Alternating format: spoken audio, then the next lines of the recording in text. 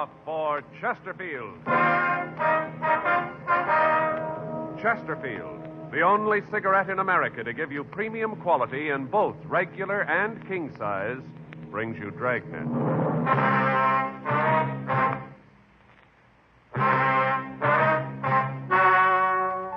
Ladies and gentlemen, the story you are about to hear is true. The names have been changed to protect the innocent.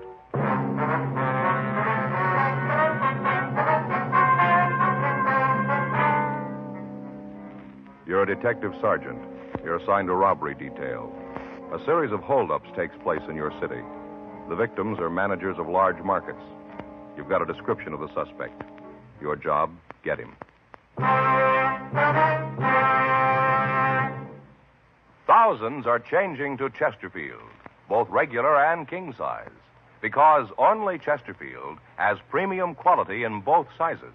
That means king-size Chesterfield contains tobaccos of better quality and higher price than any other king-size cigarette. The same fine tobacco as in regular Chesterfield.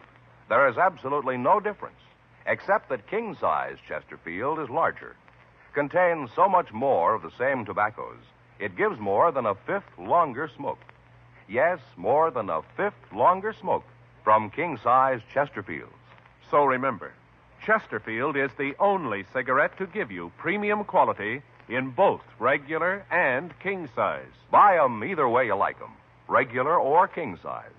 You'll find premium quality Chesterfields much milder. Yes, Chesterfield is best for you.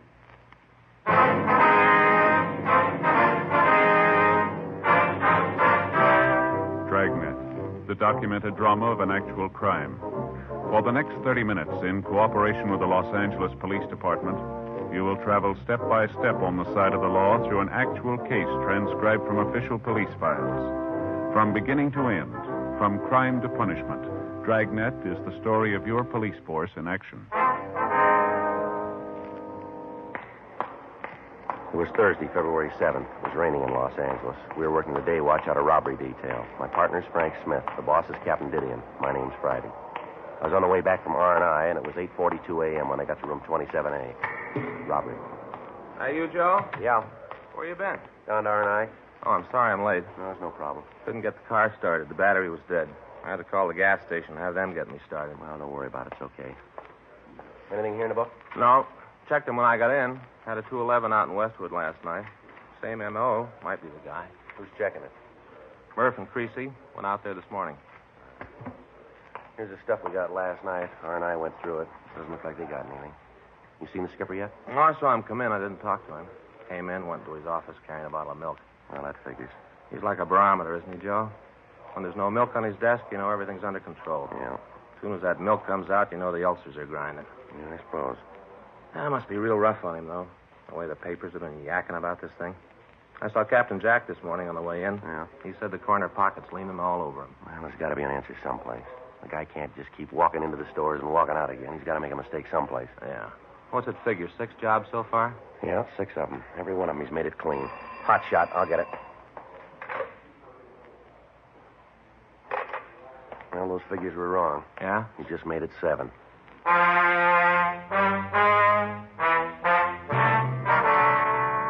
For the past 2 months, a hold-up man had been hitting markets throughout the central area. In each case, the description of the bandit was the same. His M.O. tallied with that used in other robberies. In each instance, the bandit had been waiting for the manager of the market when the store was opened. At gunpoint, the suspect would force the manager to accompany him around the market. He'd push a wire food cart in front of him as they walked. He'd pick up various merchandise and place it in the basket. He'd then force the manager to open the safe, clean it out, lock the manager in a cold storage vault, and walk out of the market pushing the food cart in front of him. Special stakeouts had been arranged at the markets. Extra units from Metro Division had been assigned to patrol duty, but the holdups continued. 9:22 a.m. Frank and I got to the address of the latest robbery, the county market at the corner of Olympic and Maryland. A radio car was there when we arrived. Come in. Yes, something wanted. Police officers. It's my partner, Frank Smith. My name's Friday. Hello, I'm Arthur Scott. I'm the manager here. You got that man did this yet? No, sir, not yet. I wonder if you could tell us just what happened. Sure. You know where the other officers are, Mr. Scott? Outside someplace. They were talking to the others, getting names and addresses, something like that. You want to check them, Frank? Yeah, sure. All right. I wonder if you'd mind telling me just what happened. Well, the man was waiting for me when I came in this morning. I don't know how he got in. He just walked up behind me and said that I shouldn't cause any trouble. About what time was this, do you remember? Well, let's see. It must have been about 7:10, 7:15. Mm-hmm. Yeah, I came in the front door. Everything looked all right. Walked back here on my way to the office. He just came up in back of me. Yes, sir. Had this gun. He pointed at me, told me not to cause any trouble, like I said. What kind of a gun was it, would you remember?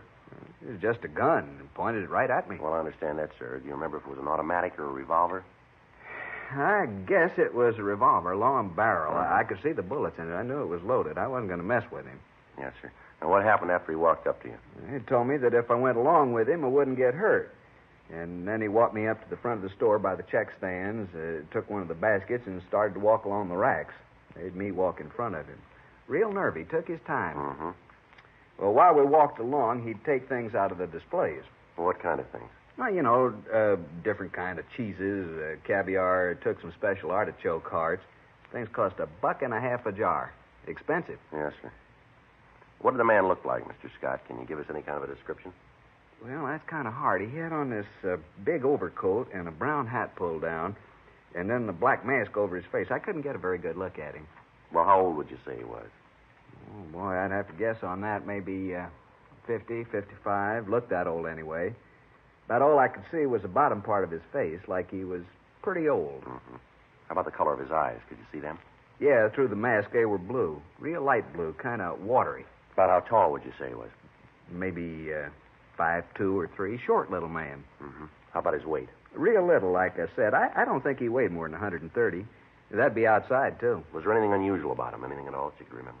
No, not that I can remember. Anything in the way he talked? Some accent of any kind? Anything like that? No, nothing at all there. Mm-hmm. How about the coat he was wearing? What color was that? Do you remember? It was a dark brown, sort of a herringbone. Looked real old, like it'd been worn for a long time, kind of frayed around the edges of the cuffs. You know, around here like this, and the buttonholes on the coat were all torn, too. Oh, excuse me. Yes, sir. Go right ahead. Scott? Yeah. How much? Yeah, and how much case? Mm-hmm. That's not too bad. Yeah, we'll order 25 cases of it, huh? We'll use it as a loss leader this weekend. Okay. Well, don't bother me about it now. You do what you think. Okay. Seems like nobody can do anything but you. Give people a little responsibility, they hardly ever know how to use it. Yes, sir. Well, if you'd go ahead with your story. Hmm? Well, right after this man picked up the food? Oh, well, at first I thought he was going to take that. And then I got thinking about the stuff in the papers. You know about the Black Mask Bandit? Yes, sir. Well, I got thinking about that, and then I knew who he was. I tried to get as much information about him as I could. Not much, anyway. About this time must have been 7:30 or so. Jack Thomas came in. He works in the vegetable department. And right away, this guy said for him to get in the back. You mean back here? No, back in the meat department. Put him right in the refrigerator. Well, what about the other employees? What happened when they came in? He'd make them get back in the refrigerator. Cold. People were pretty lucky. Being how it was cold outside, most of them had coats on. Would have froze if they didn't have. I understand. Customers, too. They'd come in, he'd put them in the refrigerator. There was 14 people in there when he got through. A couple of kids, too. Came in with their mothers. I see. Well, then he took me back to the safe, made me open it. I thought about saying no, but it's a little safe, you know, down low. Yes, sir. Well, I knelt down to work the combination. I looked up at him, had the gun pointed right at my head. I looked right into the barrel, saw the bullets in the cylinders. I was scared, and I opened the safe. He took the money and put it in a paper bag and dropped it into the basket. And he put you in the refrigerator, too, did he? Yeah, that is, he started to. When he opened the door, the people in there were all shivering, flailing their arms around, trying to keep warm. It's a little room, not much bigger than this, and there wasn't much room to flail. Anyway, they asked him if he wouldn't let him out. He said no, but then he asked me if there was someplace else he could put him. And I told him that the only place I could think of was another storage room. We use it sometimes when we got a real big shipment of meat. Don't usually keep it under refrigeration. I see. He let you all go there, huh? Yeah, the darndest thing I ever saw. 14 of them. All 14 herded them just like cattle. Moved them all to the other cooler. They were all so cold they'd have done anything to get out of that one. I tell you, officer, I was scared that one of them might try to be brave about it and cause trouble. I think that guy would have killed him right on the spot. Yes, sir. Well, what did he do then? Well, he locked the door. Then from when I could see through the cooler window, he just strolled out of the store and down the street. He was still wheeling the basket in front of him. I see. Anything, Frank? Yeah, Joe. I checked with Wheelock from the radio car. He said they canvassed the neighborhood, came up with a man who thinks he saw the bandit drive away. Was he able to give us any kind of a description on the car? No. Said he saw this guy walking down the street pushing a basket and thought it was kind of funny. Didn't pay too much attention to it. Saw him get into a late model Ford and drive away. Couldn't give a very good description of the car. Said it was a dark color. Not sure about the year. The guy still had that mask on? No. Didn't have the mask, but the fella didn't notice anything about his face. Can't help us much there. He's going to come down and look through the mug books. Oh, that's good. Do you have any idea how much money was taken here, sir? Well, no, I can't tell you to the penny, but I figure about $3,500. You usually keep this much money on hand, do you? No, not as a rule. I didn't get to the bank yesterday. We had an inventory sale going on. I just didn't get the chance. Did the bandit take anything you think might help us identify him? Anything from the safe that you might be able to describe? No, not a thing. Just the money. Of course, that's enough. There wasn't much in there. A wristwatch that was lost here in the store. He looked at that but threw it back into the safe. Was he wearing gloves, do you remember? Yeah, he was. Looked like pigskin, sort of a light tan. Mm-hmm. Oh, I know what you're thinking about, fingerprints. Oh, with those gloves, he wouldn't leave any. Yes, sir. Say, officer. Yeah? You talked to the other officer that was here, the one in the car? Yes, sir, I did. He was kind of in charge of the people in the icebox, took care of them. Was any of them hurt? No, sir. Some of them were pretty cold, but they were all right. Yeah, we keep that box turned way down to sub-zero. Yes, sir. I wonder if, as police officers, you'd mind talking to those folks. They're all good customers here. I'd hate to lose them to Frenchie's Fine Foods down the street. Where's that, sir? Frenchie's Market just down the street. He's going to make a big thing out of this. By noontime, it'll be all over the neighborhood. Well, I'm sure none of your customers will blame you, sir. Well, no, officer, it ain't exactly that. That Frenchie's going to make a big reputation on my back. Well, Mr. Scott, markets have been held up before. Yeah, but not with our motto. What's that? We freeze anything. 9:46 a.m. Frank and I continued to talk to Arthur Scott. We questioned him about the actions of the holdup man, but he was unable to give us any new information. The crime lab came out and checked the store. The M.O. was the same. He'd entered through a rear window. Tool marks were found. Photographs were taken. No other physical evidence was found. 10:14 a.m. We drove back to the office and checked with Captain Didion. 3 other teams of men were assigned to help us in interviewing the people who had been locked up in the refrigerator. None of them could add anything to what we already knew. Because of the age of the bandit and the smoothness with which he operated, we had a hunch that he might have served some time in a state prison. Frank and I checked out a trip car and drove up to Folsom Penitentiary. We checked with Warden Heinze and told him what we wanted. For the next 2 days, we checked the prison files. We got several possible leads, but when we got back to Los Angeles, none of them led anywhere. Tuesday, February 12th, 8:49 a.m. We checked with Captain Didion. Well, you come up with anything?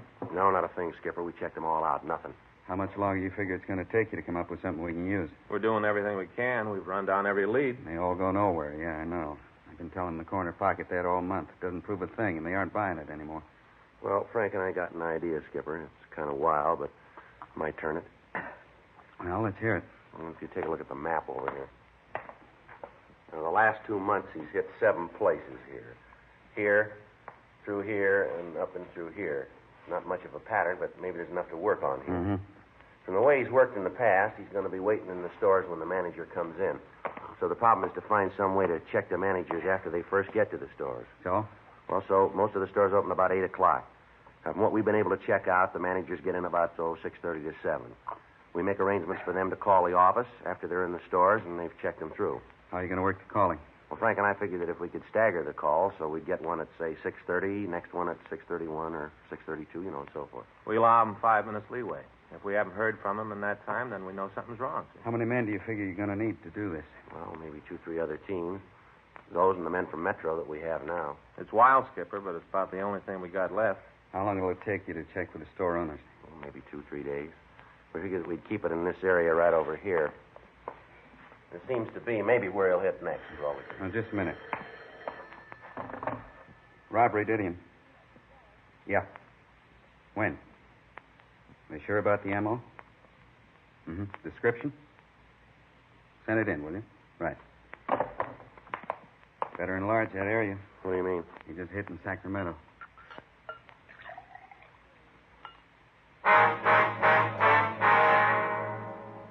Tuesday, February 12th, 3:45 p.m. Frank and I talked on the phone to Fritz Kaminsky, chief of police in Sacramento. He told us that the market bandit went through the same sequence of events that had characterized his operations in Los Angeles. First, he took several food items from the display stands in the store, and then he forced the manager to open the safe. After robbing the safe, the thief locked the manager in a meat refrigeration locker and left the store. A witness in the neighborhood saw the suspect leave the store and said that he'd escaped in a late-model dark Ford sedan. He was unable to give us much of a description of the man, but he said that he was elderly, small, and that he'd been dressed in a brown overcoat and a brown hat, and he wore a black mask. There could be little doubt that it was the same man who had been hitting the markets in the Southland. Wednesday, February 13th, Frank and I checked out a trip car and we drove up to Sacramento. We talked with the victim and with the witness. Both of them were unable to find the thief's picture in the mug books. Stakeouts were arranged on the markets in the Sacramento area, and additional bulletins were gotten out on the Ford sedan. Frank and I returned to Los Angeles and started to set up the plan that we discussed with Captain Didion. Each of the store managers agreed to cooperate, and starting the morning of February 18th, the plan was put into operation. 3 weeks passed. The bandit failed to hit again. March 18th, 6:37 a.m.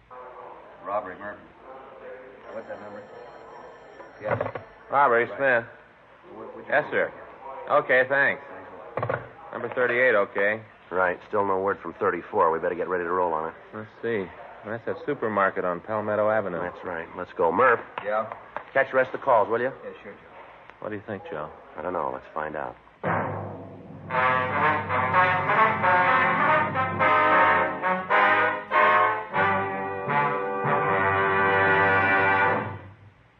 You are listening to Dragnet, the authentic story of your police force in action. The modern way to sell cigarettes is the Chesterfield way, both regular and king size. And we're the only one that does it. We tell you what Chesterfields are made of to give you premium quality in both popular sizes. Our scientists select the best materials. They select for Chesterfield the world's best tobaccos, blend them just right, and they keep Chesterfields tasty and fresh with the best of moistening agents. Now, here's something else that's completely modern about Chesterfield. People smoke Chesterfield, and we tell you what happens. Scientifically, but simply. A medical specialist is making regular bi-monthly examinations of a group of people from various walks of life. 45% of this group have smoked Chesterfield for an average of over 10 years.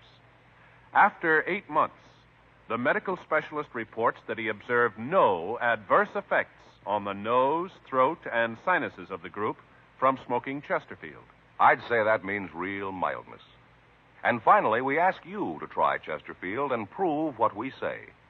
Chesterfield is best for you. They're much milder, to give you all the pleasure that the modern cigarette can give.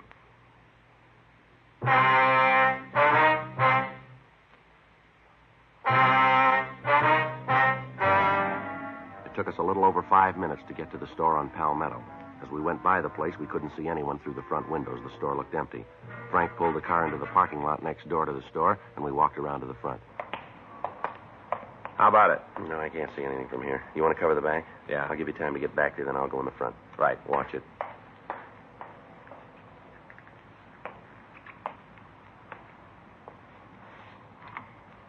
I tell you, I don't know the combination. I don't want any trouble. I'm trying to be nice. I don't want to hurt you. Open the safe and everything will be all right. You read the papers. You know about me. Now do what I say and nothing will All right, mister, let's hold it right there. Police officers, put that gun down. Now, watch it, Joe. He's coming at you. Get out of my way. All right, come here. You okay, Joe? Yeah, I got him, Frank. Want to shake him down? Right. Here. You got him? You got the gun? Yeah, we got him. I was sure scared there for a minute. I tried to think about how I was going to stall him long enough before you to get here. He's clean, Joe. All right, come on, mister, on your feet. Come on. What's your name? Clark. Leonard Clark. All right, let's go. You want me to go along with you? Yeah, well, why don't you make a crime report? Fine, I'll do anything to help try to rob me. Lousy deal. Might have known something was wrong the way that guy played it. Should have known. Yeah, sure. You figure me for the guy you're looking for, this black mask bandit the paper's been yakking about? That's the way we figure it. Well, too bad, fellas. You can't make me for it. Is that right? Yeah, you're looking for somebody else. You got the wrong man. How old are you, Clark? 52. Ever serve any big time? Sure, what's that prove? Well, the way you look, the way you work this one, even the mask. We made you for it. Only one thing. What's that? You gotta prove it.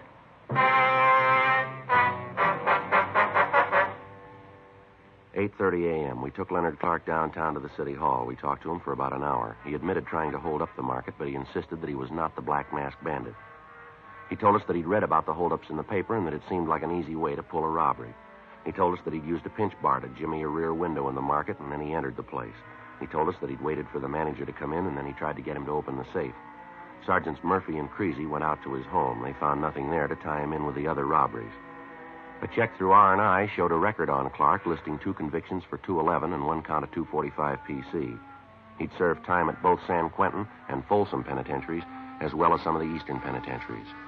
Mug shots of Clark were shown to the victims of the Black Mask Bandit, and they said that it was a possibility that he could be the man who'd robbed them. Friday, March 21st, a special show-up was arranged, and the victims were asked to be present. We explained that the questions asked were for the express purpose of acquainting the victims with the suspect's voice. Clark was brought out on the stage and asked his name. Leonard Clark. What were you arrested for? I don't know. You must know what you're being held for. They say I'm the Black Mask Bandit. Are you? No. Were you armed when you were arrested? What? Were you armed when you were arrested? Yeah. What kind of weapon were you carrying? .38 revolver. Leonard, could you speak a little louder, please? .38 revolver. How long you been in jail? Since Tuesday. Where were you arrested? Market out on South Palmetto. It's a long street. Where on South Palmetto? 1721 South Palmetto. What were you doing there? Was arrested for trying to hold up the place. You ever done any big time? Huh? I say, you ever done any big time? Yeah. Where? At Q, Folsom. What'd you do the time for, Leonard? Which time? Well, let's take them in order. How about Quentin? 5 to life for robbery. How about Folsom? Same thing. You owe any time now? Yeah, I'm on parole. Joe, Yeah. ask him to turn around, will you? The victims can't see him too good. All right. Leonard, take a quarter turn to your left. No, Leonard, to your left. All right. Now another quarter turn. Another quarter turn. Now another quarter turn. No, same way. Another quarter turn. Now face the front, Leonard. Where do you live? Out in Hollywood. Where? Corner of DeLongpre and Monroe, apartment house. It's a good-sized corner. Which apartment? Ashley Arms, apartment 604. What do you do for a living? I'm a carpenter. A what? Carpenter, I said. You work steady? Yeah. Who do you work for? I'm a carpenter for a contractor named Gagely. Now look straight, will you, Leonard? Straight ahead. Yeah. You remember where you were on February 7th? That was a Thursday. No. You got no idea at all? Not at all. Do you own a car? Yeah. What make is it? It's a Ford. Speak up, will you, Leonard? We can't hear you. A Ford. What color is it? Dark blue, What year? 1950. All right, Leonard. Now, would you step over to the side of the stage? No, the other way. Side of the stage. How's it look, Frank? Nothing yet. Manager at the county market seems to think it's him. The others aren't sure. Yeah. Well, maybe when we get the coat and mask on, it'll help. Those clothes, Leonard, are they yours? Yeah, they're mine. How about that mask? That belong to you, too? Yeah. Would you put the mask on? Well, just put it on. That's it. Now put the hat on. Not the way you usually wear it? That's right. All right. Take a quarter turn to your left. No, Leonard, your left. That's it. Now again. And again. Once more. All right, now face forward. Now all the way around. Come on, Leonard. Straight forward out this. That's it. Yeah. Now repeat these words. Just be quiet and you won't get hurt. Just be quiet. You won't get hurt. Now say, open the safe and don't cause any trouble. Open the safe. Don't cause any A trouble. little louder, Leonard. Open the safe and don't cause any trouble. All right, Leonard, you can take the mask off. How many times have you been arrested? I don't know. About how many times would you say? Maybe 15, something like that. What'd you fall for? Suspicion. Suspicion of what? A lot of things. They didn't nail me for. How old are you now, Leonard? 52. How old were you when you were arrested the first time? 16. You've had quite a life, haven't you? Yeah, I fell among evil companions. All right, Leonard, that's all. How about it, Mr. Scott? I can't be sure, Sergeant, but I think that's a man. Can I see a minute, Joe? Scott just gave a tentative identification. Yeah, well, he's the only one. What do you mean? The others say we got the wrong man.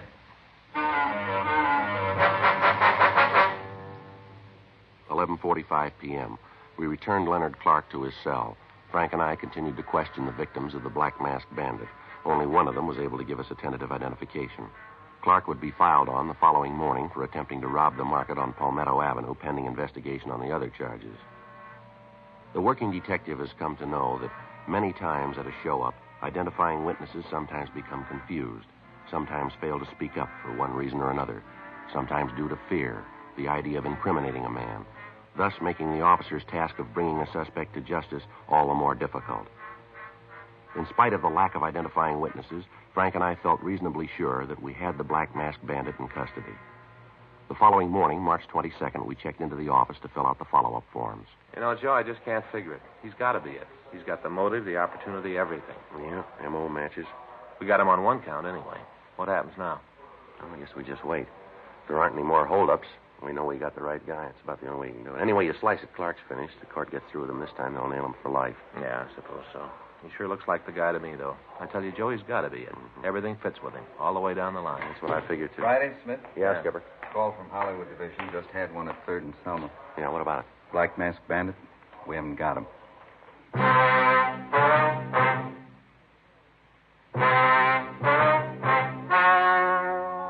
The story you have just heard was true. The names were changed to protect the innocent. On July 17th, trial was held in Department 89, Superior Court of the State of California, in and for the County of Los Angeles. In a moment, the results of that trial. Now, here is our star, Jack Webb. Thank you, George Fenneman. Friends, all of us who sell Chesterfields want to thank you for making 1952 such a wonderful year, both for Dragnet and for Chesterfield. Remember, Chesterfield makes it possible for us to bring you Dragnet, and in return, we hope you'll try our cigarette, because Chesterfield is best for you. Premium quality Chesterfield. Either way you like them, regular or king size. They're much milder.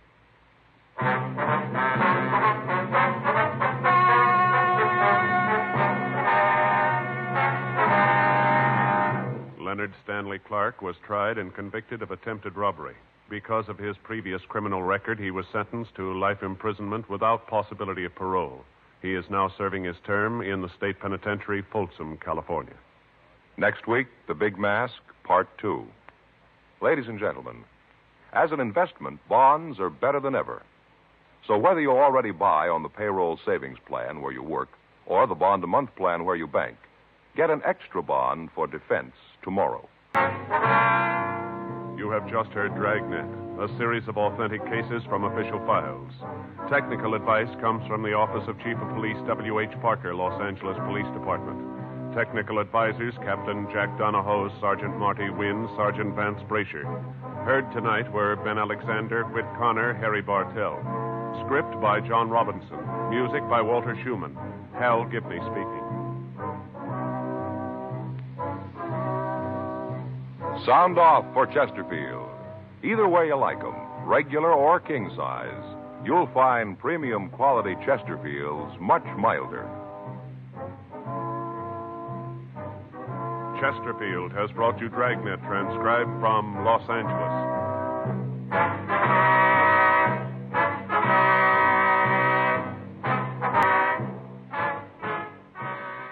Tonight, there's more adventure with Barry Craig, confidential investigator, on NBC.